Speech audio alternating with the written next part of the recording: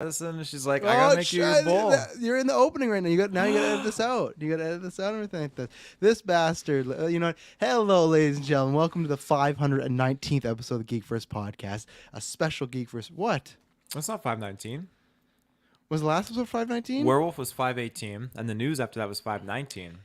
Then 520. There's a lot of stuff. Luckily, in November, that number process is gonna get streamlined because if you listen to Town Hall, you kind of know what we're doing. But we will give a whole overall. It's gonna be lots of geek goodness. Nothing bad, big changes. Just like we got a new way as far as what's technically a Geek First cast, a newscast, kind of differentiate that and whatnot. But yes, this is 520. I am the Shape, Travis Snell, and I'm joined by The Ascending Taylor Field. Yes, and obviously we are here to do the Halloween Ends review.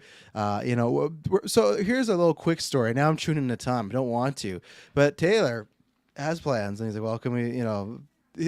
He thought we could do this in an hour. We'll see, because Taylor said some things I'm not sure where his opinion is on the movie. But after I saw this fucking ridiculous movie, I'm like, you're telling me I only get an hour to talk about this thing? I was like, no. So we're gonna start early. And he pitched 7:30. I'm like, you know what? I can make that work. Cuts in the kids' bedtime a little bit. That's fine. It's Friday. It's all good. And then this man right before 7:30. 7:30 work. You need more time. And I knew, and that's why I was sending him like 14 gifts. I knew that he was not asking me because I needed more time. He was asking because he needed more time, and he was just hoping. I was on the way. I was here. My Madison's just like, you gotta wait till like food in your bowl. I gotta get you your dinner. I just made you food. I'm like, oh, okay. I'm gonna use all this aggression come November 5th. Just each little hit with that ladder, hit with my fist, beating you again that shirt.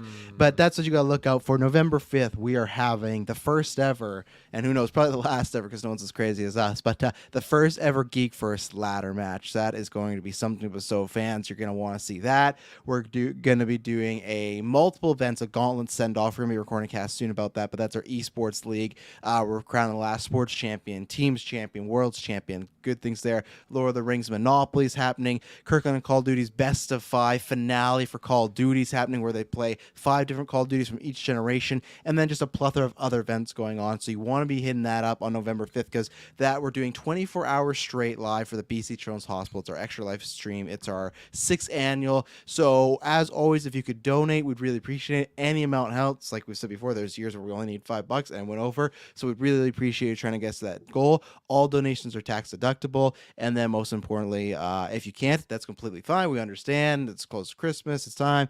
But also then just share it, like it, retweet it, come the day, and come watch. Because the more people don't know this, more analytics, more people watch live, the more that gets spread and be like, hey, you might want to watch this stream. So come join us November 5th. It's just one of our favorite events of the year. And there's just tons of there's definitely times where we're just hanging out, chilling, but I feel like it's always like a show we put on because we get lots of things going on. So Taylor, when that goes live, and every other podcast we do, which is we did the She-Hulk finale, Lord of the Rings finale, Andor's popping off, House Dragon only has 2 episodes left, tons of reviews right now. Next week's Black Adam, because we're so busy, hasn't even set in that next week's Black Adam. So we're reviewing out the yin yang. Where can they find those reviews? Ladies and gentlemen, you can find that with your internet connection in the search bar. GeekVerse.ca is our home base. GeekVerse is our Twitter, and GeekVerse is our Facebook. Yeah, you like those gifts? I just searched Let's Go and just searched a bunch of different ones. Fucking plethora of them. Well, that's what had to happen, this bastard. But, and then, yeah, everything you need to know is down below. The links, the audio, the video, Discord. If you want, and Patreon, obviously join there because you get ad-free episodes, exclusive episodes, vote on content, get behind-the-scenes things, schedules, all that good jazz. But also, next week, if you want to join for the first ever After 9 movie night, we're going to be reviewing 2005's Venom. You can join the Phase 2 tier, jump in there. You can call in and join us if you want to watch Long Talk. First hour, half an hour is going to be talking, then we're going to watch the movie. I'm very excited for that. I think that's going to be, I think we're going to have tons of fun with that. And a big thank you when I mentioned you can vote on polls, because we will be doing a Halloween movie. I think we're recording that actually next week. You can vote on future polls in the future, decide what content we do at the Patreon producer tier. And a big shout out to Aaron Brain, Able Darkness, Smalley Biggs, and Joshua Wright, who are on that tier supporting us big time. And thank you to everyone there. Thank you to everyone on Patreon. Thank you to everyone that listens. Head over to Manscaped, 20% off, free worldwide shipping. GVPOD, use that code. The more you support us, the more you support Patreon, our sponsors, the more you support the podcast and the more content and shows you guys get to create for us and you. And we really appreciate that. So I'm going to go first because Taylor, to break the fourth wall, he's chowing down on something. Because this fucking man, dinner time's like 8 p.m. He would never survive in the snail schmuck household. 5 p.m. on the dot. 5 p.m., 5 p.m. That's so early. No, that's the perfect dinner time. But anyway, so I will go first. Give Taylor a bit more time because I actually don't know. Usually, I'd leave Taylor last, anyways, to be positive. But I don't know because he said two statements that are very opposite of each other. So I have no idea where he is on this one. So for me, I will go that if someone's listening for the first time, which always happens with these reviews. Big Halloween fan, much like I think if you're a horror fan, I don't think I've met any horror fans that go, oh yeah, but fuck Halloween. Like it is one of the Mount Rushmore, especially when you talk about slashers. I'd say it's him, Jason, Freddy, Ghostface. Freddy's even arguable because that's a bit more like the mind trippy horror, but still, for sure, Jason, Michael, and then Ghostface. Those are top three as far as slasher goes. So, and this is one that you can go back, and one day we're gonna retro them. We wanted to this year. Thank God we didn't. We couldn't have done it with all the fucking shows we got going on. But like, one day we're gonna do retro, whether we're running out of time or I know it's Halloween ends. It's not gonna be. It doesn't even spoil. It's just like we know no matter what. They're not saying this is the last Halloween movie. Remember Halloween 2 at one point with Jamie Lee Curtis way back in the day was the end, and that's how we got Season of the Witch. Like, oh, it's the last Halloween. It's never going to be the end, and that's okay.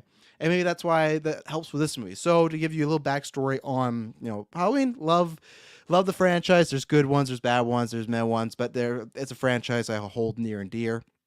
And then we got this new trilogy. I was absolutely in love with the idea of Blumhouse doing it because they'd done so much great work. The first film, I thought the promotional material, everything was great. I thought, man, we're going to get a classic banger. Here we go. And I think that movie halfway has like a classic, like could have been a really great legacy sequel, and then it kind of stumbles along the way. And I think retroactively with the series that's happened, it's made me like it less. But so I liked that one. I still return back to that one. Kills I did not like. I've seen that twice. I watched it last year. I think was it last year when it came out? Kills? Did we review that last year? Okay, so we reviewed that one. Was not a fan of that. I rewatched again in preparation for this.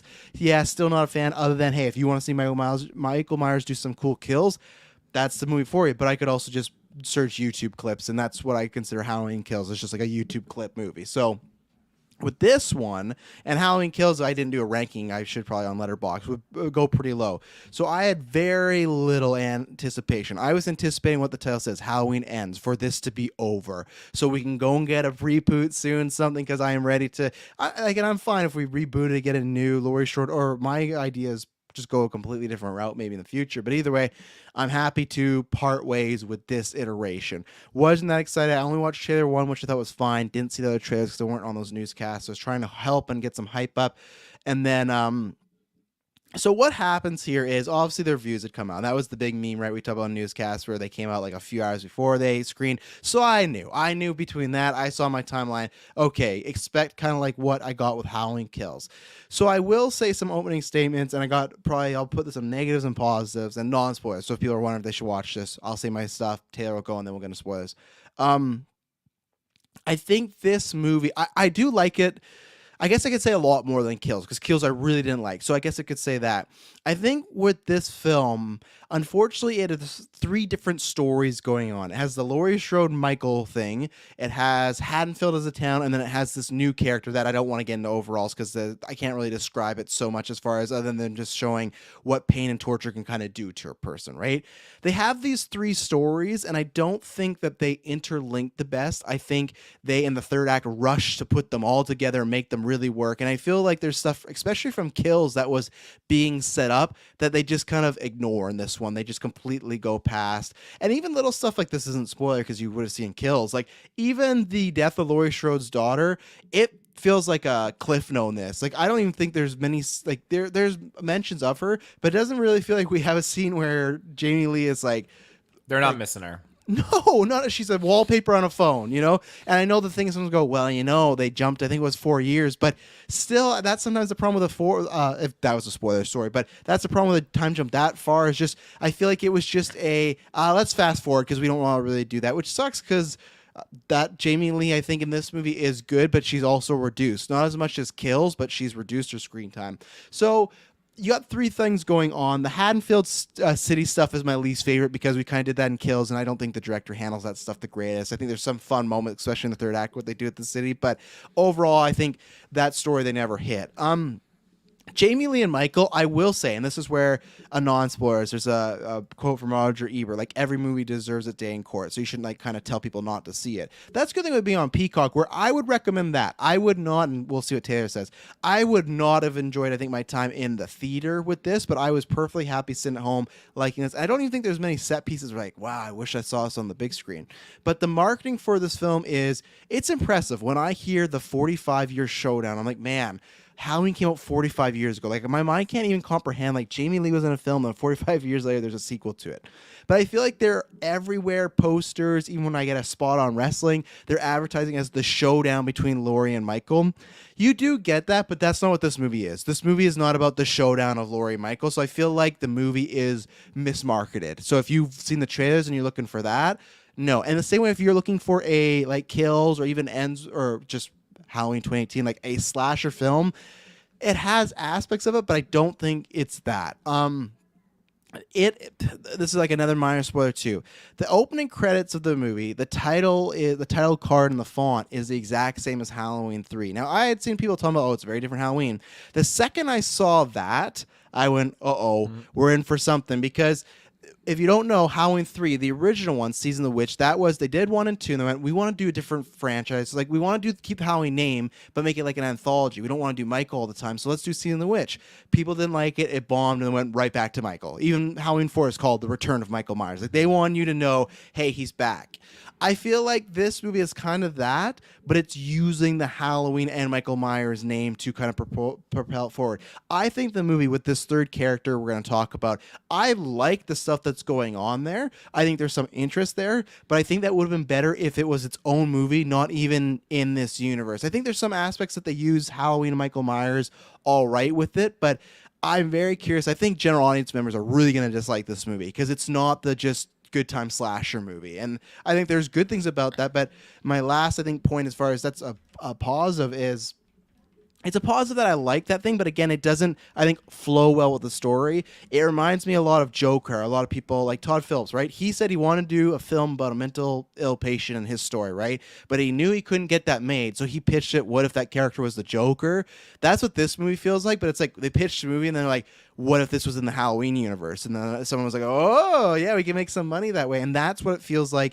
It feels like these movies are kind of fighting each other. It wants to be 3 separate things, and it can't really get together. And I think, so as a pro, that story that they introduced at first, the first 5 minutes you get introduced to it, I'm like, what the fuck are we doing here? And I liked it. There's fun aspects. I just think it would have been better of not a Halloween movie, because I think it gets answered really quick at the end. And my last point is, I think that as a send-off to Jamie Lee Curtis and her last Halloween, I don't think it does its justice. I think, again, like Kills, it's not as bad, but she's a lot more sidelined in this movie. It's not her movie, in my opinion. It's her third act, but it's not her movie.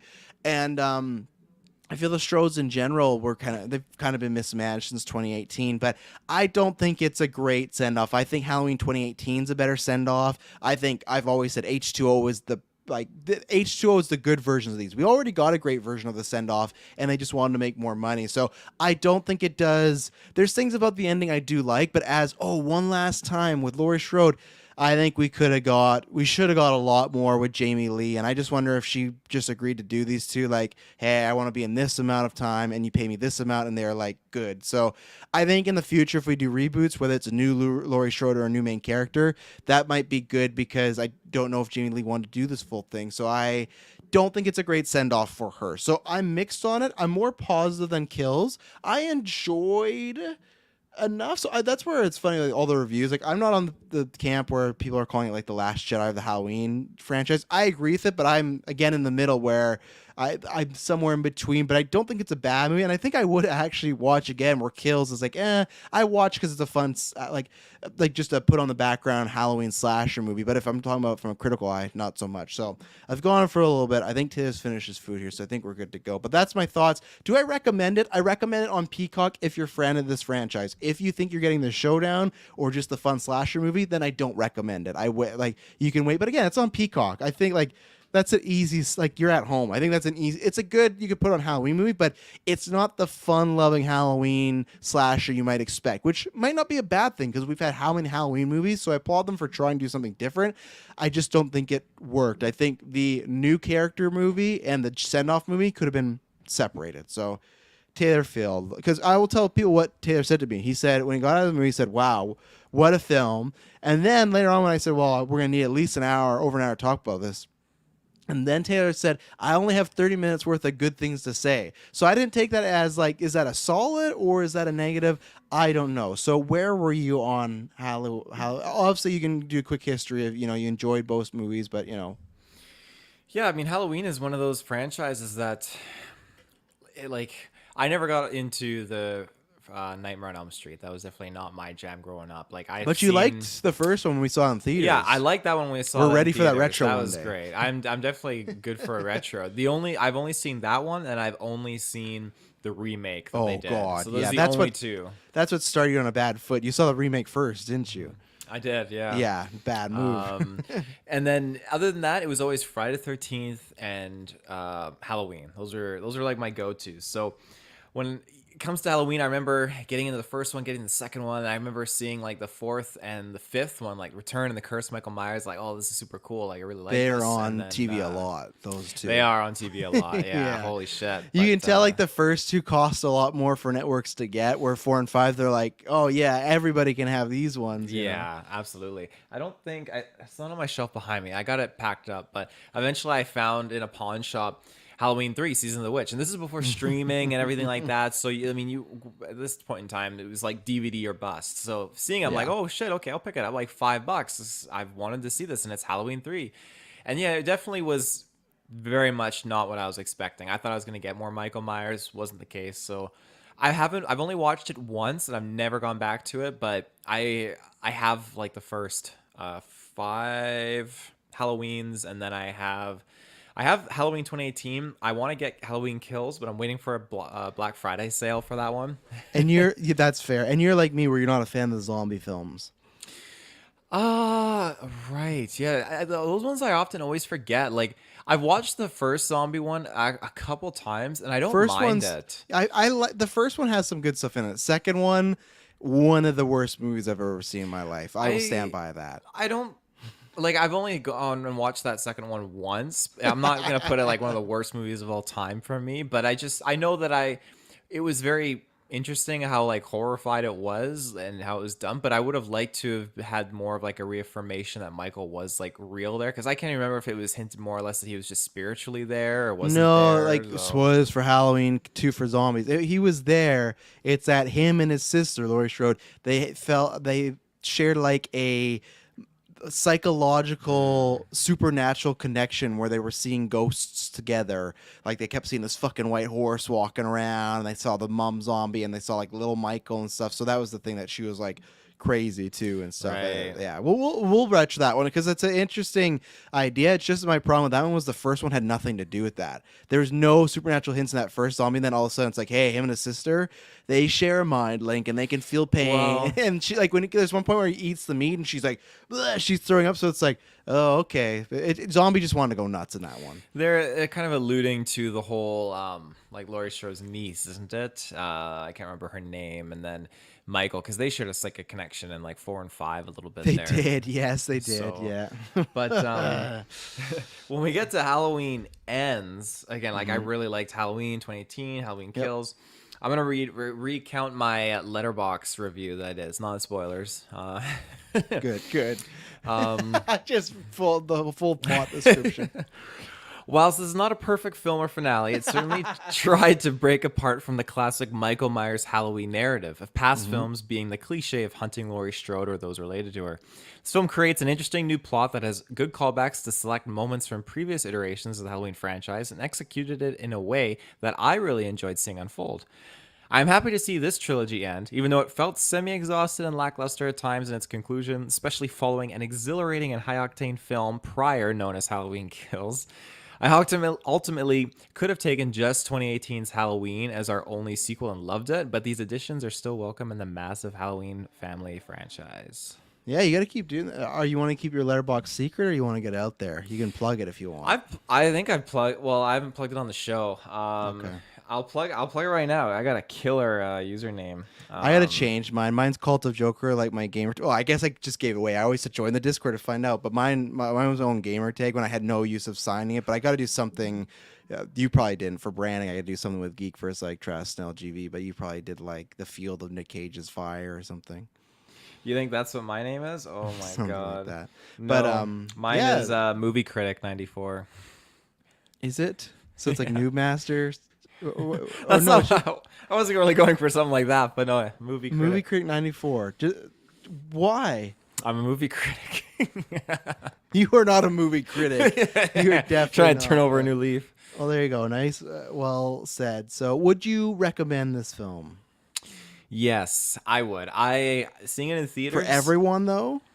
You think you would any like this is a movie you could go up to anyone and say, "Hey, go see Halloween Ends in the theater," and you know everyone's gonna be happy. Or you're gonna go to Jessica not and say, everyone. "That's what I mean." That's what I'm asking. Like, what's the tier recommendation here? Like I know I enjoyed it, and I know I enjoyed seeing it in the theater. So when I look at how other people would take that, my theater wasn't full by any means.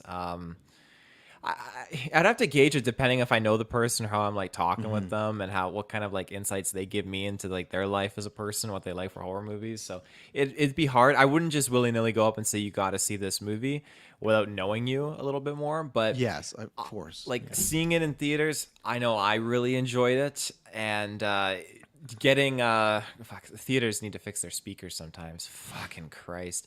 But I visually, this film was just fantastic to actually watch on a big screen. I really liked it, especially I think being Halloween time right now, October, it just added to the aesthetic so much more. So I will say as a negative for me in this film, I think this is this is a Halloween movie that has some of the least Halloweenisms in it, like the trick or treating festival stuff, and because it is a bit more character stuff. But I think there's one costume party they go to, and that's about it. It felt like this was like a November movie, like a post Halloween or something, you know. yeah. But alas, well, yeah. Did Madison enjoy it? She didn't like the, the beginning, like Yes. the very beginning. Actually, her jaw was dropped, and like I was looking at her like, holy shit. And there was one instance throughout the movie where I actually swung my hand over in front of her head and covered her eyes because it's like, fuck, I knew it was coming. I didn't want her to see it. I'm glad I stopped it because it was brutal. But she enjoyed it. She didn't like the beginning, but she enjoyed it a lot more as it progressed. Well, fair enough, ladies and gentlemen. Well, I hope you got enough like overall there if you haven't seen it to kind of decide what you want to do and stuff like that. So if you don't care about spoilers, we're about to get in that after this ad break. If you do, go watch the movie, come back again. You got options. It's in theaters, it's on streaming right now, so you got multiple ways and things like that. So we'll be right back to talk about Halloween Ends. And we're back. So I think we got to start with the obvious, with the new, like the beginning, like you said, not to pull Kirk and Pat's, but I think this one's vital, right? Oh, like, yeah. So we get the cool credit sequence, which I liked. I liked the pumpkins turning into pumpkins and stuff. Because I think they're trying to go for, because I know everyone thinks they're trying to be deep with it. This whole, like, well, this cycle of pain and trauma and Haddonfield, like, just creates more monsters. And it's like, okay, I get it. But like, either way, it has those end credit things that looks exactly like the font looks like Season of the Witch. So I feel like that's a tip off for, hey, this is going to be kind of like that, where it's more of a movie in the Halloween universe instead of a Michael Myers Halloween movie, which it just gives you little bits of. But so we get this guy. I have his name. I think it's Corey, right? Yeah, Corey Cunningham or whatever the hell, whatever porn star name Like a they Marvy gave him. character. Who? Marvel character. Marvy. Who's Marvy? I said it wrong. I know. Stanley back in the whatever 60s. What do you think it should be called? Marvel or Marvy? And his wife's like, "You're a fucking idiot, Stan. Go with Marvel." Okay. But anyway, so he does have a Corey Cunningham, the new Michael Myers. But anyway, so we heard spoilers now, so fuck it. We have this scene where he is babysitting somebody. I'm not going to get through the whole rigmarole. He kills this kid. Yeah, he accidentally kills this kid. Now, I was not expecting this because I think this is smart in a red herring way, because I expect that they set up this guy or this kid. He's having nightmares, tears, everything like that. So, how good is it going to be when Michael Myers comes in here and starts messing people up? It's not that at all. It's the same night. I think, it's 2019. So it's the same night we lost the first stroke. Well, wait a second. That was 2019. So it's still technically a year after, though. Yeah. Because remember, Halloween Halloween happens in 2018, and Halloween Kills takes place right after. Mm-hmm. So the Michael Myers thing happened. Then a year later, this happens. Okay. Yes. Yeah. Right, because she does say, yeah, because of those things of last year, he's scared. So that's why I thought, okay, they're going to set it up for this and Michael Myers going to come up. But the little kid, little shit, locks Corey in the attic, plays a trick on him. He's kind of freaking out because I can't remember what they said about Corey, about he's been scared for. But he was freaking a lot out of being in this attic, like he was claustrophobic or something. Either way, he's kicking down this door. He wants to get out. Parents are arriving home. He kicks down this door, hits a kid in the face. The kid stumbles, falls off stairs, and just breaks his neck in a, I would say, comedic way, because like it's clearly like a dummy when it hits the floor. It's like when he hit, like the dummy's like moving around. It just looked a little fake. They didn't have to actually show the kid hit. I get what they were trying to go for, but I didn't get the fake impression at all. I was because it happened, and I rewound. I was at home. I was like, no, like, because I think I looked away for a second. I didn't see the door hit him, so I knew like he did something. But I'm like, so I saw that, and then when I rewound, I'm like, okay, it kind of looks like just the way his head's rolling. But anyway, so these parents came in, saw this. Taylor, what was your first impression when the cold open of this movie was babysitter accidentally kills kid? I'm never getting a fucking babysitter. Fuck. Well, and why the fuck would you have that many fucking floors in your house and flights of stairs? It's a good deal. They must have got a good deal on it in Haddonfield, you know. Yes, but god damn it. Yeah, like I just thought, okay, this is going to be he's going to get out, or the parents are showing up, so they're going to hear him swearing, and it's just not going to go over well. He's going to get in trouble. He's or holding a like knife. That. He's holding a knife, yeah, and he's swearing, like he's literally yelling, "I'm going to fucking kill you." You know, like, and the parents hear that, and yeah, my jaw dropped. Madison's jaw dropped because the door, like he kicks the door open, and in the theater, I feel like it was really impactful because you hear that thud as it clocks the kid in the head, and you don't see him really go over the rail, and the parents walk in, and then you hear that impact again from the speakers, just like boom, as the body hits the floor, and it's like distorted in the neck. You're like, what the fuck? We're like 4 minutes into this movie. Yeah. Holy shit. And that sets the tone. I couldn't believe it. Just this, what a shitty situation to be in. That's just shitty. That's at least 4 flights of stairs. Well, whatever it is, it killed them.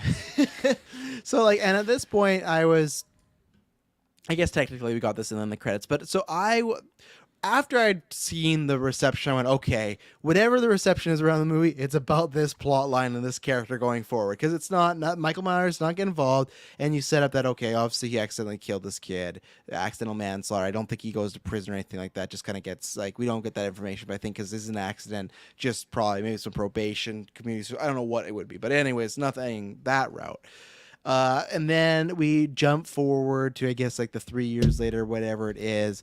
And so when I first saw it happen, I went, I don't know if this is needed. Like in this Halloween movie, because I'd also like gone through Kills, like, I don't think we need to go here. But then what they start to set up is, obviously this happens, and this guy now has a terrible life. He has no friends. He has which we'll get into, a strange relationship with his mom, which I think could have been better. And that's a part where I go, hey, if this was its own separate movie, you could get in that more, but it's fine. They didn't. Either way, his life is just gone to shit because this situation has happened, and I imagine it would. You know, like I knew someone, unfortunately, no, he's not like a friend of mine. No, I shouldn't even say that. I'm making it sound bad. I knew somebody that accidentally hit a child with their car or hit a woman with their car and killed them, and they felt awful. And again, that can happen, not to anybody, but like it can happen. This like completely innocent guy. I don't know him, and I didn't mean to be like, I don't know him. He's not my friend, but just like he was just somebody I knew through a friend, and it is something that like can take quite a toll on you, especially if it is accidental. And with that situation, it was a bit different because she was older, and you kind of go, oh well, hopefully it was only a few years. This is the worst of worst because it's a kid, and I think they like accentuate that when all this stuff's happening. We'll go to it, but he meets Laurie Strode, and then she introduces him to what the hell is her name there? Allison, and they start to hit off, and they go to this costume party, and there's this like, which I thought was a really well done scene.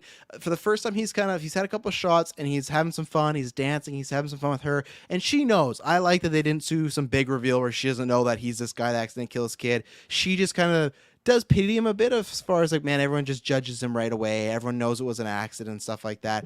But I love this scene actually when he's dancing and then he goes out into the bar to get another drink, and the mom of the child's there. So this is 3 years later, and she's just looking at him. And I think this is a conversation we've had before, but it's very difficult of like, okay, so she's just like she's disgusted when she sees him, stuff like that. He's drunk, and not because he's drunk, just because obviously she's still mad about the situation. But it does pose a good question where you go, okay, this guy, he accidentally killed this kid. It was an accident, but still this happened, and now this mom's life is ruined. It's ruined. She lost her child. Where this guy, he could still be ruined, but he still gets to go on and maybe have a new life. You know, he can meet someone. He's sitting partying. here. He's having fun, smiling. He's having the time of his life right now. Well, this is a guy that accidentally killed her son 3 years ago, and that's where I wish the film wasn't a Halloween film, or it was we didn't have to close off Jamie Lee. Like I wish they would save this concept for like a reboot down the line or something, because it is just like this good question of like, hey, you have to feel guilt, but you have to live your life, but also it's just like, how do you feel in this situation where, yeah, this mom's here just seeing you have the greatest time of your life, and that's where he shuts down, he runs away, because it posed a good question of, man, what do you, it's the same thing we talked about before in newscasts, like if there's a person that does a crime, they serve the time, whether it's murder or something like that, we're supposed to forgive them as a society, right? But can you forgive that person? Like for me, if it's on purpose, I can't forgive someone for murder, I can't forgive someone for pedophilia, it doesn't matter if they serve their 20 years, I just can't. So it's just like, it calls in some really good morality stuff, and I wonder how people feel, because the first half an hour of this movie is just Laurie, Allison, and him going through character stuff. So how did you feel that? I feel like it's not till, I should have checked on Peacock. I'll say, when do you think we see Michael? At least over half an hour. It was out, yeah, half an hour. It was after the Halloween party, right? Because he falls in the drain pipe, and that's when you actually see Michael. Yeah. And I feel like that's close to 40, 45 minutes. Like, it's a while before you actually see Myers. So how did you feel about this opening of just kind of sitting around the town and then these main characters, obviously? I like the buildup of Michael. I really like that because it was a mystery, and when they were just showing Laurie going around town, like different murder here, an accident here, a death, a hanging. Like I like that because it's like everyone's wondering, like, was this Michael? Is he back? Like, what's going on? And I really like that paranoia that was kind of existing, but they didn't. Laurie as a character, and this starts off with her having buying a house, trying to live a normal life. I like that because she's still got qualities of her old self from the past two films, like when she burned the pie and she's going downstairs like, oh fuck, like I fucking burned it. Like I like that. It was very like let loose and just going for it. But she has the reverse where if you met her in Halloween Ends where she was just pessimistic and hated her life, she's kind of taking this approach that because she's alive, she has to live it good and happily. I still think though that they skipped over the daughter stuff too much. I felt like they could have touched upon that a little bit. Yeah, they definitely did. With Alicent and just Alicent. There's no T. Alicent, no, you're thinking House of Dragon now. I am, yeah. Yeah. With Allison, I liked her character in this, but again, just super low key. I like that they were used kind of as like a gateway to just get more kills, I guess, through our Michael Myers and co. But the movie's not exactly about them, which is kind of odd. I felt like Kill set it up to be a showdown between the Strodes and them, and even Allison, like I like this actress quite a bit. I'm excited to see her in other stuff, but it felt like she just kind of got reduced to she has to be the love interest for this new character that has a twist in the middle of the act. You know, the marketing definitely does misrepresent that for sure, and you touched upon that a little bit because when you get into this, it's Laurie and Allison are definitely a little bit more on the back seat, which is for me it is fine. Like yes, this is supposed to conclude their story, and throughout it I did feel like I was getting closure periodically with Laurie as we take like step by step throughout this film. What was I gonna touch upon? I think Allison just kind of there though, unfortunately. Like even her ending, like when they do the big thing when she thinks somebody, when the big mix-up happens, but then she's like, "Oh, the police informed." Like it just felt like she was there to react and almost like you say, like to point Michael in certain directions or just point the Corey in certain directions. And I feel kind of between them killing off the like Laurie's daughter last movie and then this movie, their granddaughter just kind of being around.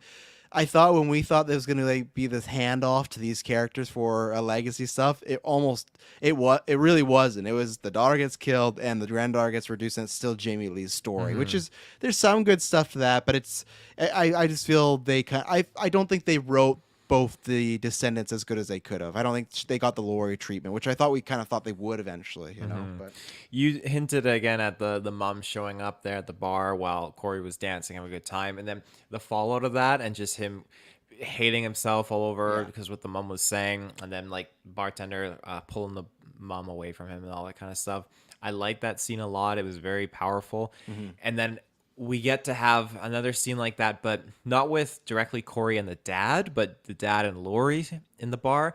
and I like this scene a lot more because I liked how the dad was talking about it. I like how the dad was talking about forgiveness. I was talking about how yes, like the guy I know and or the guy that I saw that night, like he wouldn't have killed my son, but the guy I saw now would have. But my favorite line that he dropped was that all of his pain, like everyone else in society that hated him for what he did, they all took his pain for that, and they took it from him, you could say, like his anger and his hatred and his pain, and they made it their own. And I Well, like they that because kind of that's they almost described him because they couldn't. Michael wasn't around to almost hate on. They kind of like hate. They put some of that anger that's towards exactly him. it. Yeah. It's like when, because again, you hinted at this earlier, like in society, if a burning fire gets a house burns down from a fire, and a kid dies in there, and someone accidentally lit that fire, and the parents had to lose their child, everyone would hate that person that accidentally lit it. Like, Yeah. and yeah, rightfully so, you can be sad and compassionate and anger, but you hate that kid even though if you never knew him or anything like that, and you're taking on the parents, even if the parents have forgiven that kid and have moved on, but society doesn't. Society still holds it. And that's what this dad did. He moved on, and he was in that situation where he was going to just like He's still talk looking to the rough, though. kid. He was looking rough, but I was trying to figure out at what point in time that was, because I think that was post Michael, because he was dressed the way, like he wasn't looking good. He was looking rough, and he was dressed like he was from the Halloween party. Yeah, So I that's a think good that was point. after the fact that he had that like moment with Michael. So I think that's when the dad kind of like caught him Well, or and like introduced him. there's two things we didn't mention because he's also not only just the town hates the guy. He's also like there's a few people like who was the guy? Was the guy that gave him the bike? Was that his It mom's was boyfriend or something? His Or dad, I'm pretty was sure. it his dad? It was dad or stepdad. I'd be going. Okay, I think it's a I've been inclined to say stepdad. stepdad. Yeah. Just the way they were interacting. But he was like trying to be nice, and well, the mom was not doing a good job. But he's also physically getting abused too by people. Like people are bullying him and they're beating him up and stuff like that. So he's getting the whole gamut. The only thing I agree with you, I liked the scene with the dad enough. I just hated how she's talking to Wendy at the bar, like Lori, about the struggle, about she's worried that Corey could be evil, and she's just like, well, I know the right person you could talk to, and she literally just points over there, and the dad's playing pool, Love and it's it. like. No, not at all. It was just like Perfect timing. I would have rather just, hey, I know where he lives, and then go have that scene or something like that, or call him and then they meet at the bar. For him to be, this girl's talking about, Lori's talking about the person that killed his son, and him just be like, I know a thing about Corey. It was way too cheesy. It was like, Perfect. it was just, I didn't like it, but yeah, it worked enough. So. What we're talking about is after this party, he freaks out, and then of course he bumps these bullies again, which I didn't understand the ages going on here. Because it's Corey, he's not still in high school, right? No, he was like 21, I think. So he's getting beat up by all these like high schoolers. It was like I get what they're going for, but it just kind of felt a little funny of like, why are these high school kids beating him up? But whatever, it's to show that's how like kind of weak I guess he is right now. They throw him over this bridge and stuff like that. And I actually thought for a second Corey was going to be dead because, like, I don't know what this movie's doing. And I would have been pissed if Corey was dead because I'm like, why we open this up? Because I thought they're just trying to say, oh, Haddonfield's a cursed town. But he gets thrown down. We had seen, like, similar scenes, like just flashes of this homeless area that's under a bridge, bushy, stuff like that. Lots of homeless people. But then there's, like, this sewage pipe that they kept, like, highlighting. And, of course, I can't even remember why he climbed down there in the first place. He didn't. He got dragged in. He got brought Michael down. Yeah. grabbed him. Which I didn't understand what the fuck was going on, and I like some of the stuff here, but Michael dragged him down. He woke up, and then Michael was like behind a wall, and he was like choking him, and so I don't know why Michael just didn't kill him right away. That didn't make much sense to me. I guess they might have said he was fatigued because he was an older guy. This is stuff that I don't think it's warranted. We've seen this in Dexter. They did this in Dark Knight Rises where, you could look at someone's eyes and see their story, right? So they do this fucking thing where as Michael's choking Corey, it looks like he's going to kill him. They have Michael zoom in on his eyes, then Corey zooms on his eyes. And Michael, like, it's like he sees the pain that Corey's gone through, but he literally gets like a full flashback of his life. Like he's seen everything Corey's been through. That was very kind of eye-rolly to me of like, okay, this is very easy. And I just don't think that's the type of character Michael is, but they're saying, okay, because he's evil, he could see other maybe evil in him. Sure. His penance there. It's Like like Ghost penance there, Rider. yeah. Corey gets out, he bumps in homeless guy. I'm fucking Michael Myers, and so he kills this homeless man. And that's where I am interested to watch it, because at first I thought when they killed him, and then after he goes and pretty much has like a lovey-dovey scene with Allison, I'm like, are they trying to make it seem like him murdering this old, like homeless guy is nothing a big deal? Because for a while they didn't talk about it, but then what starts to happen a little bit is anytime he has a problem, there's a cop, there's a bully. I guess it kind of happens different, but either way, there's different set pieces, but pretty much he is using Michael Myers as like a monster to bring people down, and he's having Michael kill them. But Michael is in a different state where he's very beaten down, he's limping, he's definitely old and stuff like that. I think the kills help him a little bit. What did you feel about Michael Myers being like this beast in a sewer that he kept? And what do you think too also about the turn from Corey? Because it went from a lot different from he's a troubled character to he's turning into a serial killer, and it's like he's went from, I think, antagonist to protagonist, which is, or other way around, sorry, which is a bold play. So I when we get to see Corey introduced to Michael and that whole like imprinting scene happens, I really liked it. I liked that we're getting this kind of like craziness, because this started to make me like that nostalgia of like those old Halloween films where it gets to that like psychicness and like a little craziness, and that is the kind of like Michael Myers shape that I do like.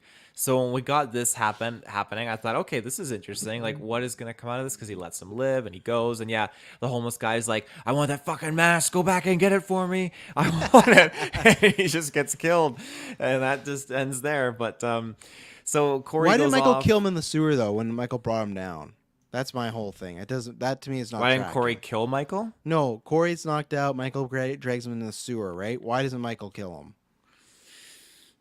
I don't have an answer for that. I'm But hoping I someone think- does, but I think it's very convoluted. Like they just had to get him down there, but I don't know why Michael. My head canon is like Well, we're Michael got assuming it's tired. Michael. It actually could have been the homeless person, couldn't it? Or was the homeless person watching as the body was being dragged? Because maybe the homeless person. I thought he drags was, him in because I there. thought they did the shot where he's there and they have the knife and the homeless guy over top of him, but I don't know for sure. So something Have to to rewatch watch in it. the future. Yeah. But yeah, I think that Maddie saying in the chat, Corey had a higher kill count than Michael. in this movie, He yes, did not in this, overall. Yeah, yeah. But yeah, I think that getting the whole scene with Corey just after like surviving Michael and seeing the eyes there, I like how it clicked, because now you have this parallel that's hinted at later on when each conversation unfolds between Corey and Laurie, which I love their conversation so much. Corey and Laurie. About that. But when Corey is talking about how, when you look at Michael in the eyes, when you see those eyes, when you look at the fear and you've had bad things happen to you, just like embrace it and give in. And I like that Corey was just explaining like he's turned to the dark side, and Laurie was choosing not to do that. She was choosing the way of the Jedi, Allegiance is to democracy, the Republic. But so She said the exact line in the movie, and I was like, what? So when we get to Corey just sneaking back after killing the homeless guy, just having sex with Allison because he's just all What a hot and fucking heavy. wild movie. Oh yeah. Just like what happens within 20 minutes, After that, and they're like getting close, and he's just getting more angry, and then the ex-boyfriend who's a cop comes into play here, and because he dated Allison, for those if you haven't watched the movie but you're in spoiler territory. Did he? I missed that line then. He did, yeah, because he pulled her over earlier when he was all like flirty with her, like, you miss me and stuff, and that's why he went up to her table and he was being kind of like an ass, and they alluded to it as well. I thought they Lori may have went on commented a it. date, but I don't think they dated. It might have been a date. Whatever it was Yeah. was super brief, and he clearly has attachment issues. 100%. And I'd have to look. I apologize to that actor if that's untrue. Then it's a casting thing, because that guy that casted looked like he could be her fucking father. I thought so too. When he pulled her over and he was throwing those lines, "You miss me," I was like, "What the fuck is going on?" At first, I thought it was Frank because he had like the receding Oh, hairline. I was yeah. like, oh, and I was like, okay, it's not him, it's someone else. Then yeah, he's like starting to flirt. I'm like, I don't know if this is right age-wise for this, or I don't know if he's just like an older-looking gentleman. But I think they just did. But you're right as far as Officer Mulaney. Oh man, yeah, I'm trying to What a find. name. He doesn't have an age listed and stuff like that. I'll look into it, but So when he gets lured into the sewer by Corey's baiting him in there, which I thought was great. Oh man, this scene was I don't know. It's someone dying, so I shouldn't like be like on yeah cheering it on, but like it was Taylor's super rock cool. Yeah, like it was great. Like Michael goes in, gets the kill, and like Michael, like he's limping, right, and he's super weak. You can tell these damaged goods, and you're thinking like, how's he gonna do anything on this? But when he gets that kill, and like he's looking at himself, and he's like getting like rejuvenated, I'm like, holy fuck, this is the shape. This is like he's ascending. That's what we learned in the previous movie. Every time he kills, like he just gets stronger, and I just the score Yeah. kicked in, and Yeah. he's just like I think we forgot to say this because it's John Carpenter, his son, and another guy. I'll try and look up his name because he's not getting credit either. Even though it's not, I think Halloween 2018 was like his magnus opus as far as that's like some of his best work ever. I think this is all still really good work. And again, he does certain twists. There's one shot I really like where when Corey was going out of the pipe for the first time, it was like almost, I thought they were going to do like a rotating pipe shot, but they didn't because I think they probably thought it would be it. But there's like a new version of the theme that plays, which is like, man, John Carpenter and this theme, they just keep finding cool ways to do it. And like score again's phenomenal. Like all these, like that's the best thing in my opinion to come out from this trilogy was John Carpenter's score. I really think he did some of his best work there. But so I think that because that's when I knew, okay, this is the movie. Because it's different when you kill that homeless guy and it's like, okay, that was an accident, he was being attacked. But when they're doing this scene where he's holding the cop down, Michael's killing him, and I guess, sorry for a lack of a better expression, Corey is literally like orgasming as he's getting killed. Like he's holding this cop. He's not literally, but it's like Michael's killed and Corey's like, oh, he's like screaming. And that's where I thought, this is where you're either in or you're out. I could see so many people being like, fuck. Like this is the doctor moment, but the difference with the doctor moment is the doctor moment happens and then gets killed right away. This is, this is the doctor moment with Corey, and he's going to take over the movie. When we said, I'm scared about the doctor taking over the movie, that's what Corey does. He takes the movie away from Michael. The difference is, to me, it's set up and written a lot better than the doctor, and it has a lot more ties. Like, to me, this is that version where now I wish retroactively, again, they didn't do the doctor thing, because they kind of did it here again, where it's Michael and some random person, like, liking the kid. Like, they have some sort of commonality there, right? So, the doctor thing still is the biggest mistake ever in this trilogy, I guess, but... So this happens, and yeah, Michael's getting stronger. He's literally, like I said, just the face of the guy who played Corey. He's like, he's doing like a big face. And from this point on, he is a serial killer. Now, we'll shout out Maddie because maybe you were confused, but is it just me or did Allison not even react when Corey told her he killed someone? No question, just awkward stare, touch hands next scene. Do they ever discuss it all? I think she was inferring that it was him talking about the kid. Absolutely. Yeah, that's what I think, because they did that on purpose where he kills the homeless person, and then it's like a 5-10 minute jump. He sees Allison, like, I killed someone. And then I think, don't they go to the house right after? They do, yeah. And he starts telling her the story. Yeah, exactly. So I think that's what they're trying to say, and she already knows that, right? I think that's where, and I will bring up maybe a point with Allison we could have done after this next ad break. And we're back. So at one touch I really liked. I did, and that's the thing with you, where I agree, where I like some of the conversations between him and Jamie Lee. I just wish that was the whole movie, because we'll get to his endpoint here in a second.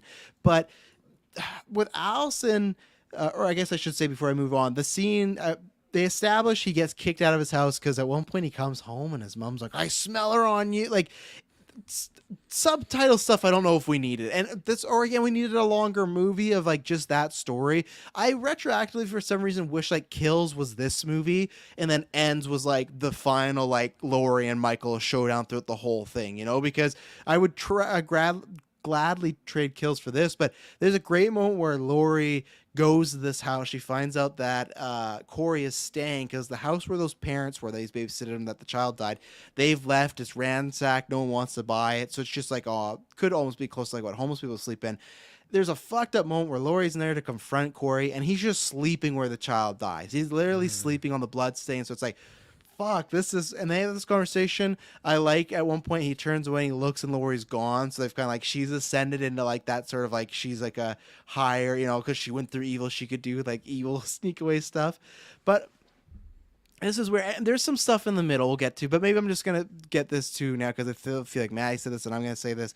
So later on, we get to that they're going to run away. We'll get to the kills in the middle. They're going to run away together, but he wants to, I guess, take out Laurie, burn just it to, Oh, take her out, yeah. Yeah, like cut off that connection, right, for Allison, so she has no reason to stay and stuff. And at this point, he is dressed up as Michael. He is Michael Myers. He's dressed as Michael Myers. He has the mask, everything like that. He goes to attack Laurie.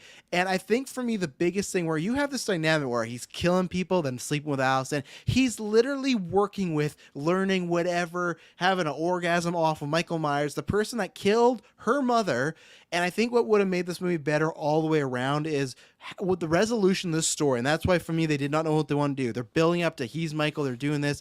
They get to this spot and Laurie just kills him and he's kind of dead. And then Michael kills him. But that's the thing where the third act of this movie is not his story. They kill him right before the third act because we just want to deal with like Michael versus Laurie. We don't really want to deal with Laurie versus Corey.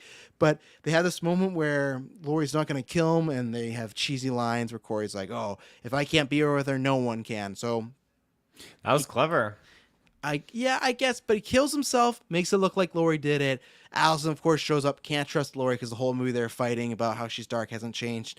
I think for me, this movie would have been better overall, like I said, if it wasn't them combined. But I think Allison, there's so many cool dynamics there of him working with Michael. Like I said, this guy that took her mother away and caused all this pain, for her to find that out. All we get is at the end of this movie of like, oh, the police told me that Corey killed all those people, and that's it. And we see that she acknowledges like, Laurie, you're right, like she knows like Laurie didn't kill him and stuff like that. But the fact that I think what they should have done, Taylor, is they should have had Michael and Laurie have their showdown, and then they should have had Corey and Allison have a showdown. Like that could have been her monster to take over. Because Allison shows up, Corey's dead, she leaves for the ending, and then comes back to like just be sitting around. Like she leaves for the whole third act. Like that's where it feels like everything else that's like Laurie and Michael, they wanted the showdown to be the third act, and then all the storylines they set up before, they like push them away. Like, hey, we're gonna kill him. She's gonna drive off. Like we're gonna get it out of there. So I think Allison should have found out that Corey was doing this stuff and confronted him and been like, yeah, I get your pain, but this is not the way. And it could have been the no one can have you but me. He's trying to kill her. I think the fact that Allison did not get to have any of those revolutions or resolutions with Corey was a big missed opportunity for this movie. I think that when it came to that relationship, they were together, they're going to go off together, but that's it. Like Corey didn't do or kill anyone that was of importance to Allison, right? He still knows where the man that killed her mother is, though. That's a huge true thing. But Allison didn't know that, so like for Allison there was no loss or gain to be had in that conversation. It would have been cool to see, but that's like there wasn't. That's oh good yeah, shit and in right retrospect, like she'll know now, but like there wasn't any cause justification to really for her to learn at that point, because only Corey knew. He wasn't telling anyone. And like the way I see it is Allison's beef was still with Michael, and Laurie's beef was with Corey in this, and I like that kind of dynamic. Have her fight Corey and have Allison fuck up Michael. You know, like that's what we had though, because I feel like Allison, when she showed up when Michael at the end there, I feel like okay, she really got her conclusion and like payback with that, because she fucked him up pretty good, right? It was all she did was stab him and take her hand off of Michael. Like she did get help with the killing blow, but I just felt that she was sidelined a lot. And like you said, like yeah, she doesn't know the Michael stuff, but I think they should have just had Michael and Corey show up there to kill Laurie together. Again, I love that they in this franchise they really are like Michael gives no shits about Laurie. Like that's not a thing in this, and it's weird because I guess he is damaging here, and they even had that line where she's like, I once thought you were the boogeyman, but I feel like it went against completely what they're trying to do in Kills, where we get Halloween 2018, right? We're going back to basics. He's just a guy, okay? We get Halloween Kills, where he survives a 30-man mob beating him up, and he just ascends, and he kills everybody. But even though voiceover is her talking about how evil can make you this, evil can make you that, da-da-da-da. But then at the end of this movie, she's like, yeah, you're just a guy. So I felt like they couldn't really decide, and I still don't like the Halloween Kills thing. I like in a old school Halloween sense. In the universe they're trying to set up of he is just a man, I didn't like him getting shot like a bunch of times at this age too, all this damage.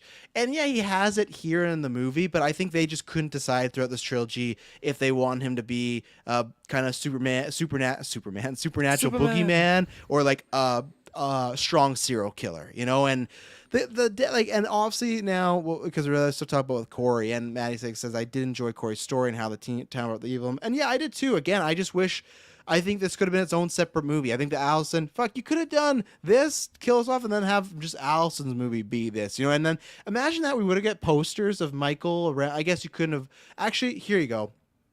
Here's my pitch for you: is we would have got a Halloween whatever for this, right? Sequel. Maybe it's not Jamie Lee. It's just Allison. But we would have saw Michael. Imagine this movie ends the same way, right? Where Michael gets put in the whatever the meat chewer and stuff, and he's like dead. But we get a movie with him in the trailer and these posters, and you're like, how the fuck is Michael back? You could easily do all this stuff with Corey and Michael as flashbacks. Like when Michael was hanging out, Corey had this experience with him. But alas, we missed that, and that's where I think Corey's. I like his story, but I think it could have been even better if that was some of the main focus.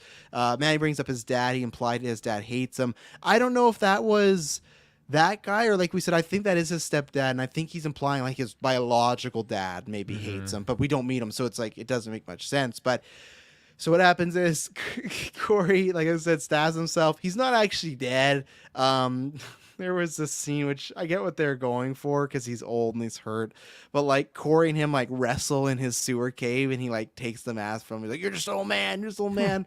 Later on, Michael comes back. He sees Corey's hurt, snaps his neck, gets the fun. And like I said, just kills him before the third act of like, well, that storyline's done. It's like, okay, that's where it was losing me a bit. And then we get the kitchen fight. This is the final fight between the two. You're kind of getting some tributes again of like the needle, the shot of her up against the. So there's lots of it. Feels like Halloween 2018 again, where they're tributing or alluding to a lot of the original film, which it's fine, whatever. But they get to this moment where Laurie pretty much just crucifies him on the dinner table.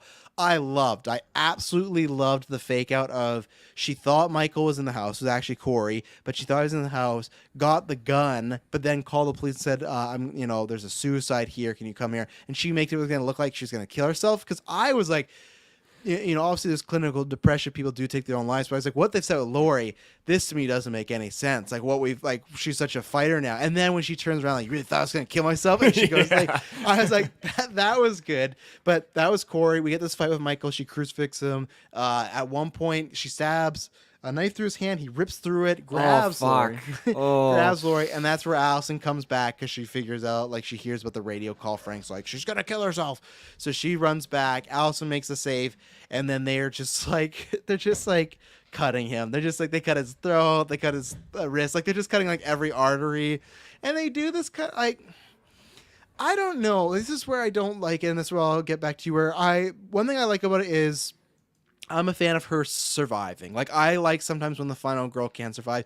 It's the same way I've always said with Scream, is I really don't want them to kill off Cindy Prescott, because she's been through so much. I prefer her making it out. Whatever, when Scream ends, or they just write her character off and she's just elsewhere and we have new main characters, you don't have to kill every final girl. So I appreciate they didn't do that. I appreciate this whole movie's about trauma and some guy haunting you, and you got the win. Even though they proved the doctor brought him there, and Kills they didn't interact, and Corey brought him there. This Michael gives no shit about Lori. So when they do this moment of she slits his wrist and they kind of make it look like they're holding hands as he's bleeding out, I didn't like that, because I felt like, again, they established that Michael doesn't really care about her, and that stuff made sense. I don't know if you remember in Halloween H2O, where when he's pushed up against a tree, they do that. So that's why H2O is just a better version of these movies. But he does that where he reaches his hand out and she like grabs it, because that's her brother, right? But then she decides, I'm going to cut your fucking head off. She does. So that for me just didn't work. The whole like kind of feels sentimental. It's like they've went completely against that in this trilogy of no brother-sister relationship. There's not some connection here between the two that they have to fight. It just happens by coincidence each time that these two end up. So what do you feel about Michael's kill, as far as they just like pretty much just cutting him up? And then what do you feel about the resolution between him and Lori, I guess, when she does the whole, I thought you were a boogeyman, but you're just a man. She demasks him, which I like that. The ultimate insult, takes off that mask, Yeah, I liked how that went. I liked their resolution, their relationship, and just kind of where it led. That she comes out on top. She's alive. I'm happy about that, and I like that she could keep writing her memoirs of how she's, surviving, and it's just how you overcome. Wait to the Corey this. chapter. Yeah, I'm like, what the fuck happened? Yeah. But how that whole fight sequence, and like, unfolds, like I'm glad it wasn't short. Like it was pretty long, and I in a good way too, because it was like, holy fuck, she's being thrown around all over. The way she had the food explode in the microwave was great as a Yeah. distraction, and yeah, just being thrown around. Like I knew this was in the trailer, the food, what Food do you call it? disposal. Yeah, the food Yeah, which disposal is or weird. garbage I agree with disposal. you. It's always Fuck. weird why they put that in the trailer. But I Hmm. thought they were gonna go reverse, and I thought they were actually gonna do it. That was kind of my hope. I Yeah. thought they were gonna, but they didn't because Lori was surviving. But I thought if she was dying, she could lose that hand. You know. Yeah.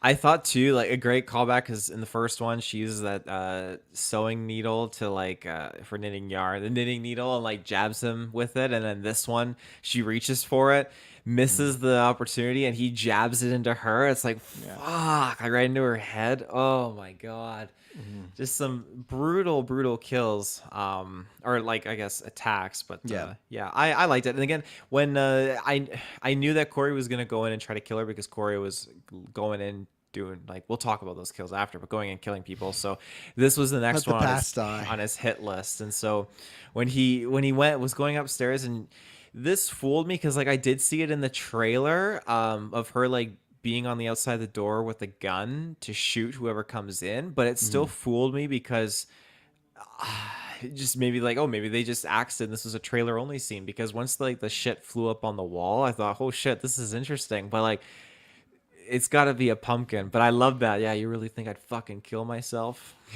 Shoots him and he's down. Oh my goodness. And then they kind of bring it back to Halloween Kills where he's dead. They call the sheriff's office, and instead of taking the body, what they're going to do is they're going to string up this body on top of the cop car. Is it wrong that I was laughing because they're just driving around and he's It's starfishing funny. up there? Because it's like, well, he's not alive. He's just, yeah.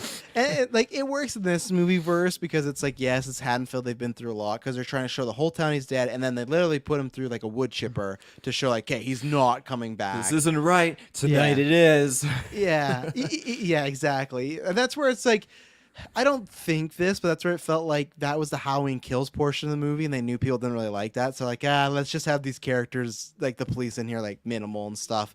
And then yeah, they put him through a wood chipper to be like he's really dead. Even though I remember that with H2O, they cut off his head. It's like, oh, to show he's really dead, and then it was someone else in the mask. Like you could always find some sort of certain way. But yeah, and then it ends with him going through this wood chipper. He's crushed, and I actually enjoyed this. I think you're right. It has like it has that Halloween Kills cheese to it, but they put it in this universe, so I think it was right for this is going to help the town heal, because if anything happens, they know, well, it's probably not that serial killer Michael Myers. So we know it's something else, because this guy we all saw go through the wood chipper and stuff like that. And other than the laughing, were you satisfied with that?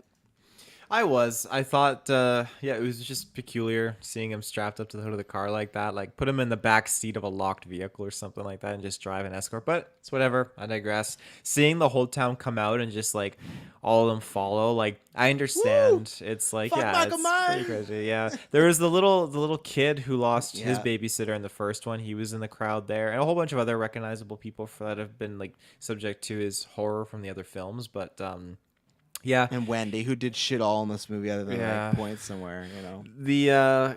The kill though of him being dropped into this like grinder, fuck, it was funny. It made me laugh because when Lori was climbing in and stood there, Madison leaned over, is like, is she killing herself too? And I'm like, fuck, I don't know, because she looked like she was. Filled, she just like falls back. With him. Yeah, she looked like she was. She put Michael in and she's standing there like this. You know, that could have been a great ending though if Michael was still alive at that point and he brought her down with her, and that would have been like both Yeah, of them. Jesus. That would have been fucking dark. But I'm still again, I still like the hero getting the win and everything like that. And like I said, I will say, I think that here's where I am with the result of Halloween Ends and like Laurie's story.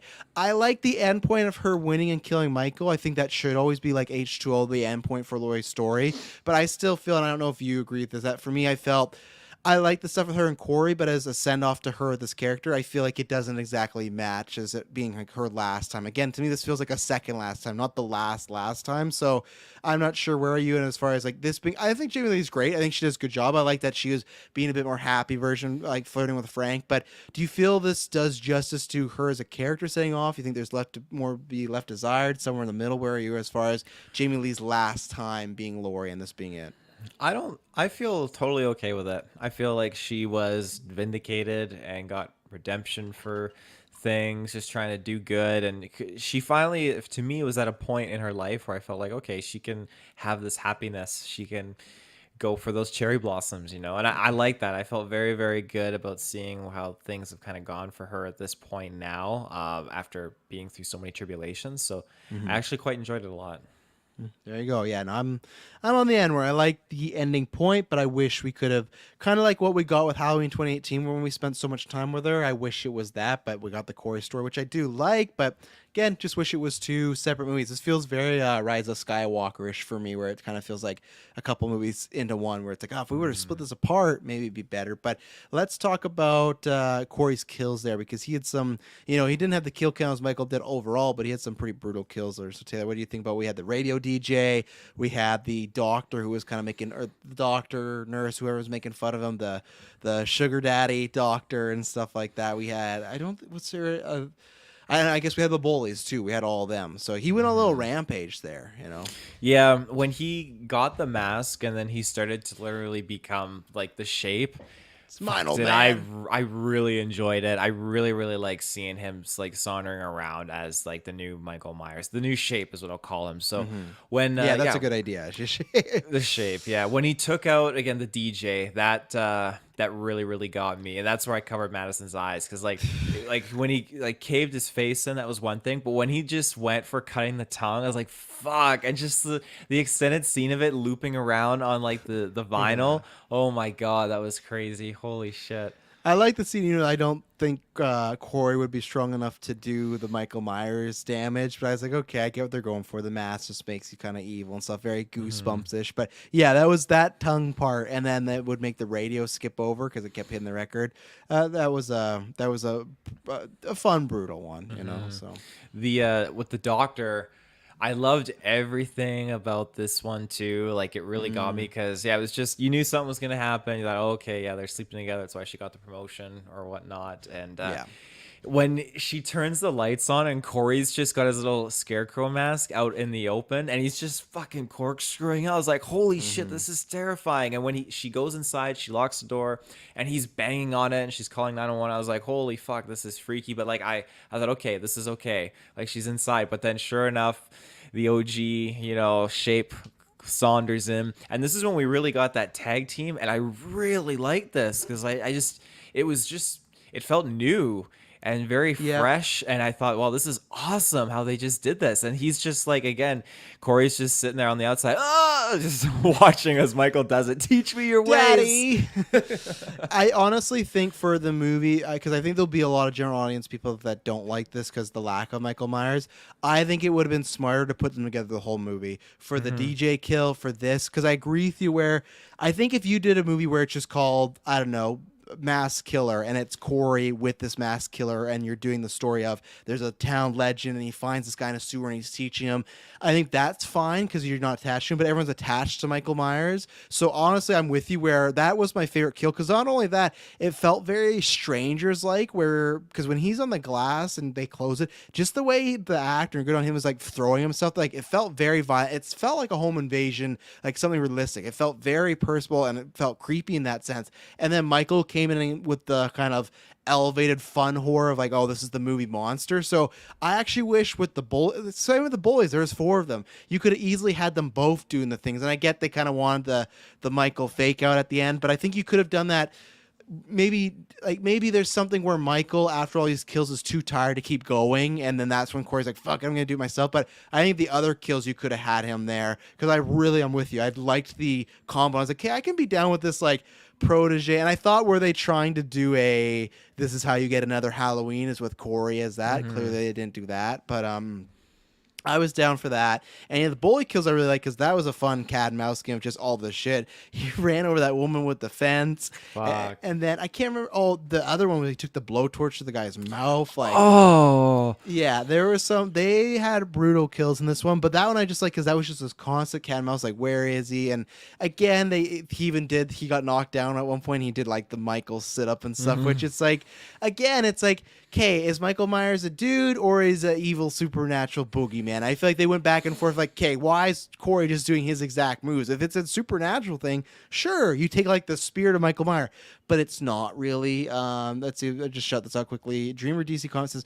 I have a very unpopular opinion. I wish Laurie and Michael were siblings because I wish Laurie was immortal. But if they ever reboot it, they got to find a new actress. That's fair. I do like it better, honestly, the brother and sister thing, but for the old movies, just because if you are constantly having movie after movie where Michael has to get her, to me it makes sense for some fucked up reason. For this trilogy where they just said Michael's a dude and has nothing, like he doesn't care about Laurie Strode, it makes sense that they're not brother and sister. And plus, if you want to go the old school, John Carpenter never wanted that way. So I like, that's a good thing about these movies. We have 4 different timelines, so you can pick and choose. My timeline is Halloween 1, 2, and H2O. Some people count 4 and 5. I still do, even though in H2O they took out any reference to her having a daughter, except in the lead scene. If you watch it, she does talk about giving a daughter up for adoption. I wish they kept that. So my timeline is 1, 2, 4, 5, and H2O. But that's the thing, you can pick and choose. The zombie one could be your timeline. But anything more on the Corey kills?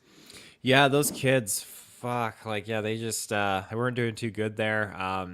The one girl who got run over by the fence, I just thought it was too. weird. No, she died afterwards. No, but I mean, like, she survived. Like, she the survived car, the hit. the car. Yeah. Oh yeah, she survived the hit. Yeah, that's. Yeah. I would rather die in impact than being hit by a vehicle than stuck under a fence. Yeah, because she got like stabbed You're gonna afterwards die. too. That was one line where it was crazy, where she was just like, "You're gonna get killed. You're gonna." She was saying that to like the adult boys, The like lead goon. Yeah, I was like, that's a weird line to have, but when she was the only one that seemed to have like a conscience on her shoulders, because she was kept telling them like, let's go, let's not do this. And so when they threw Corey off the bridge earlier in the film, and she's like, oh my god, we killed him, and she's still fucking just hanging out with these people. Yeah, like, come on. And now you're just following them as they drive off to go and like kick the shit out of him or kill him for scraping like something, I can't remember the term, into this guy's car. But yeah, it's unfortunate because, I mean, she was definitely to blame, unfortunately. But so it sucks that she couldn't stand up and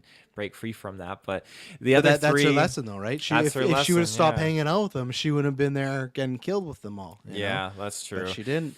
Yeah, the other 3 though, yeah, one guy got stabbed with a drumstick, and then the other kid, yeah, that blowtorch to the mouth, just like it isn't directly on it, but just the peripheral vision as it's focused on the girl into the fence, and you just see his mouth heat up and glow. It's like, fuck. And then when he's looking like the T-1000. Yeah, honestly, even before that, when he had the gun, the leader, like high school kid, he had the gun, and he was pointing it at Corey, and Corey was just standing there, and the dad stood up, stepdad, and just took the bullet, and Corey was just gone.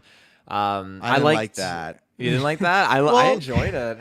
Just like, it's like what Maddie's talking about here. I was yelling at those damn kids or damn girls just to turn and run the side. Oh yeah, people in my theater were too. Yeah, and that's what I feel like with the dad. So, Taylor, if you see a guy pointing a gun in your direction, do you stand up and stay right in his gun sight? No, you stand up and move. Like, I don't think he thought the kid would shoot. I guess, but in the moment, I didn't like he stands up, oh, and then shoots him through the head, and then when he falls, Corey's like gone. I didn't, there was not like this is awful, but I was like, oh, this felt kind of a little cheesy, but that's where we are with some of these, so. I liked how like guns blazing the stepdad was, because he's watching his TV shows of like the cops like with the guns upside down going crazy, and he had the power stance with his pistol when he went out there. He was ready to go. One quick thing too, when you talked about how Corey just disappeared behind his dad, there was another scene that got me when Laurie heard the motorcycle outside and she like walks out, and he just like, it must have been CGI, because he like just insta-peer like leans out of her from behind. It like, made no sense. Is Allison here? It's like, oh, sorry, I didn't mean to scare you. Yeah, and before that, remember they did the Michael Myers bush thing where he was standing in the bush like fucking watching and everything. So yeah, but yeah, it made no sense. It's like, are you fucking Cheshire Cat where you can just disappear and like, hello, Laurie? Like, yeah, they definitely did some camera trickery there, CGI and stuff.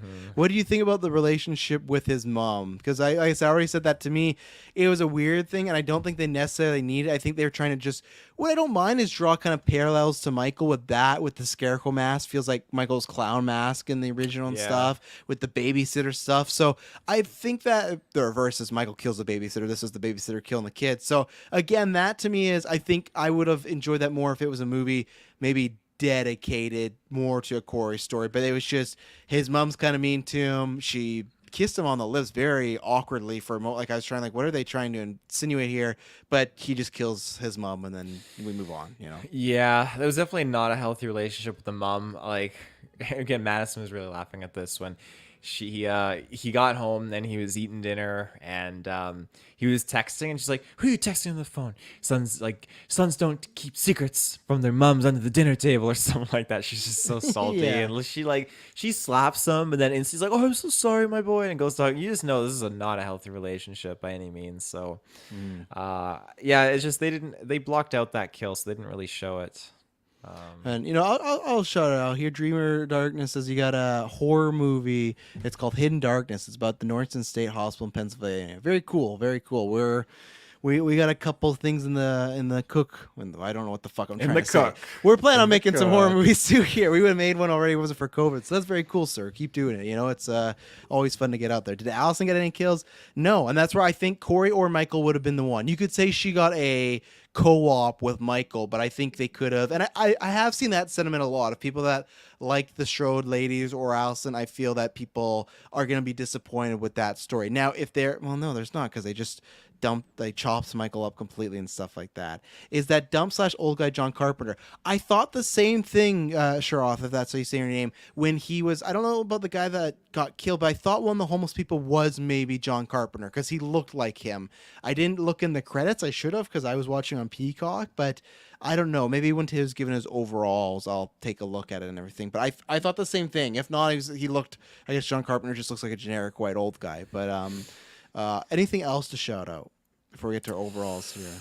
Oh God, what have I missed? I don't think I can't think of anything else. I think that's pretty much I'm it. looking at my notes right now. What guy in green? His stepdad. Oh, that's what was weird. Okay, so after that kiss happened, he kisses. The mom kisses him. He walks away after getting yelled at, and then the dad, we're assuming her stepdad's just like, "I hope you find love." Right. What Yeah. the fuck? It was very strange, This poor dad. Yeah, no, I don't know what was going on there. Yeah, we talked about the fire in the mouth. Yeah, trying to shoot. Corey hits the fall. I didn't like that. Yeah, so I hit all my notes there. Dreamer DC Con says, "What do you mean she had a co-op with Michael? Oh my God, I hope she didn't fight her grandmother because she will lose because she didn't really watch me. I'm just spoiling it for myself. I just meant she got an assist. She helped kill Michael because what happens is Lori is about to kill Michael, but the hand comes up and is choking her. So it's like I think Michael would have died because he already had his throat slit at that part, but it would have been like well, who knows? Michael lives through so much, but she saves Lori at least. But yeah, she didn't really kill much and everything like that. So, so Taylor, what are your final thoughts and a rating for this movie? Final thoughts are it caught me by surprise. Like I alluded to in the non-spoilers, there was a lot of things that I felt like were pulled out of the other films, because in one of the other films, I think it was Curse of Michael Myers, number 6, number 5, where he has to go into a sewer. Yeah, Curse of Michael Myers is the 6th. That's the 5th one, isn't it? Because there's like 1, 2, and then there's we skip 3, and then it's 4, 5. So 5 is Return of Michael Myers, and 4 is Return of Michael Myers, and 5 is Curse of Michael Myers. What does 6 have? 6 has a head. Let me look. It has a title too. I thought that was the Curse of Halloween Ends Michael Myers wallpaper. That's not what I'm looking for. Halloween 6 is the Curse of Michael Myers. Curse. Okay, so Halloween 5 is the Revenge of Michael Myers. Oh fuck, the Revenge. Okay. Because remember in 4 they kill him, but he just fell down a well. Yeah. In the most he just ends up in a pond. He's like, oh, thank God I didn't He's like the fucking Wile E. Coyote. He's always just second ways from death in those 4 and 5 and 6 and stuff. So I knew it. Him in the sewer kind of down well thing that I like that because that kind of remind me of this, and again so many other things that were just I felt like they were pulled from those other films and brought in this out the elements, and I'm happy that we got to this kind of point where Michael was at the end of the day he wasn't healing, he wasn't rejuvenating or anything, but he was just getting you can look at it as just being a regular guy getting adrenaline when he's getting those kills. But I love those scenes when he was feeling it and he was it's charging up when he was getting his kills. The mentorship kind of thing, as like spacey as it was, because it's not going to be flawless because they're both fucking psycho killers. But I mean, it Yeah. lasted, and while it lasted, I loved every second of it. That's like 2 days. Yeah, so It wasn't meant. It wasn't meant for the long run. definitely not. I think that there could have been a lot of cool. It would have been very cool if they kept Corey alive and they kept him as the new shape and moving forward. I think there could have been a lot of potential with that in like a sequel or something. But this is what it is. This is where it ends. I feel pretty content with what we got. Yeah, as I said, it was kind of lackluster and it was kind of like semi-chill, I guess, with how they kind of tied things up with Laurie to a degree. That being said, I am content with it. And I don't need anything else like very high octane, because that's what the last one was with all the craziness and the kills. But Yeah. for what we got, I'm very happy. And on Letterboxd, I gave it a 4 out of 5. And here I'd probably go an 8 out of 10, because I would easily rewatch this. I really, really did enjoy it. And I know I'm in a minority for that, but I think that's the brilliance of it, because this was breaking free from that standard Michael is back, he's just killing people, and that's it. Yes, we got Michael is back and he's killing people, but it was just done differently. It was not cliche and like the other 13, I think, Halloween It was a new films that we've take for gotten. sure. Oh yeah, and that's where it's like, to my final thoughts, it's like a liberty to quickly address the chat here. Do you think this is the end of the Halloween franchise? It's the end of, I think, Jamie Lee doing this, but I don't think it's the end, because I just pull it up. So Halloween in 2018 had opening weekend of 76 million. I think at that point it was the biggest. I think it's been passed by like Venom and Joker, but at that point it's like the biggest opening Halloween, right? Before that, look at these stats for Halloween. In 2009 with Halloween 2, 16 million. Halloween was 26 million. 12 million for Resurrection. H2O for 16 million for H2O. These numbers in opening weekends, like, look at that. Like, the highest before was 26, and then the jump from that is 50 million. It's a 50 million plus. Halloween Kills was it was 49 million, and then Halloween Ends is projected to be around 50 million. It's one of these things that I think they'll let it sit for a while, but my dream in a DC Comics, I think you're kind of asked us, do you want from Halloween franchise? I think you meant, what do you want from it? What I'd love is the beginning of Halloween Kills, when we have the 80 aesthetic, a movie like making it look like film grain, everything like that. I want them to do a whole fucking movie of that, even if it was just still set in this universe and it's like a prequel and it's just him doing stuff, but that would kind of be Kills, right? For me, it's all kind of gravy now, because we've had so many Halloween movies, right, like before. And for me, what I wanted from this one in particular was a good ending for Laurie Strode. I'm like semi-satisfied with it. I'm satisfied she got the win. I think it could have been a lot cleaner. I do agree with Taylor. I think he said it best, where I think 2018 was the right amount, and these are just bonus films and stuff like that. So what do I want? I like I said, though, what I think I'd like from, as far as Kills and from this, some consistent with more storytelling. I think that was the issue with this one, where there's too much going on in this. Even with Kills, to a point, there wasn't too much, but it's just like with the town and with Michael, he's not a boogeyman. Like, I think they could just, like I said, this could have been just the Corey movie and then do the Laurie one later. I think they tried to do too much, but at the same time, like Taylor said, they try to be different. And in a movie, in a franchise that's 45 years later, that's why I don't dislike this one, because I think they did take a swing. I don't think everything works in not just this trilogy, but this movie. I think there's some things where it's like, it reminds me of 2018, where they're really close to it being like a home run, and then they just take a couple stumbles, and it's like, oh, okay. Same thing with this. And I think for the general audience, I don't know how it's going to go, but for me, I did enjoy it. I think I'll be watching again this weekend, because Emily didn't see it. I watched it right away to get ready for this review, but I did enjoy it, and I'm somebody you would ask me before I stand telling Taylor, like, I don't think so at all. But what I liked about the most was a guy teaming up with a serial killer to like learn from him. I think there's a very good movie there. I just wish we did it more, and I don't know if that needed to be a Halloween movie. I wish Blumhouse maybe just saw this, went, hey, let's do this like somewhere else. But at the same time, there's a chance you make this movie that like similar plot and no one goes to see it because it's a new IP. It's like, so you're damned if you do, damned if you don't. I'm gonna give it a 6. I could see myself getting it to a 6.5. I don't think I can get it at 7, because 7 I give 2 movies that might have some some problems, but I'll always like rewatch all the time. I don't think this is a rewatch all the time, but I think this is I will watch this with other Halloween movies. There's some Halloween movies I would skip, like the zombie ones I watched this year because for a while on Prime they were the only ones on there. So like fuck it, I'll watch these and stuff. But and because like horror movies is like pizza and sex. Like even the bad ones are still good. I get some enjoyment out of them. But I would put this in the the middle of the pack of the movies. They did do something different, but yeah, 6.5. That's where I am. So it's like kind of like a C plus. So honestly, better than I thought where I was before. Where I think 2018 that I gave a 7. I would still keep that at a 7, even though I don't rewatch it enough. But I think because Jamie Lee's so good in that movie. But again, on that front, I'm disappointed from the Jamie Lee side because I think they could have gave her a lot more in kills and even a lot more here. But yeah, like Dream said, or like Shaw said, do you think this is the end? I don't think it is. And hopefully the next time they do this, because it's going to be a hit, that's when we'll finally do the retro. And if not, we'll just do it randomly one time. But we will be there talking about Halloween. I will be interested to see if they're going to try and do their Season of the Witch and see if they would, try and just do Halloween with the name. But I don't think you can. I don't know if people will dig it. I don't think Halloween without Michael Myers is going to work. TV series, anthology, try that. But I think the only way it was going to work is if you handed it off to Corey here. And even then, I could see a lot of general audience members be like, fuck Corey. I'm not coming in for Corey Cunningham.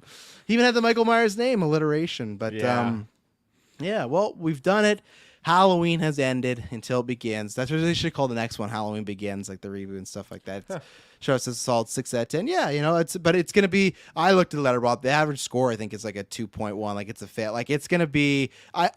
You can definitely come to me and say, hey, this is one of my least favorite Halloween movies. I go like, I get it. I get it. So, but yeah.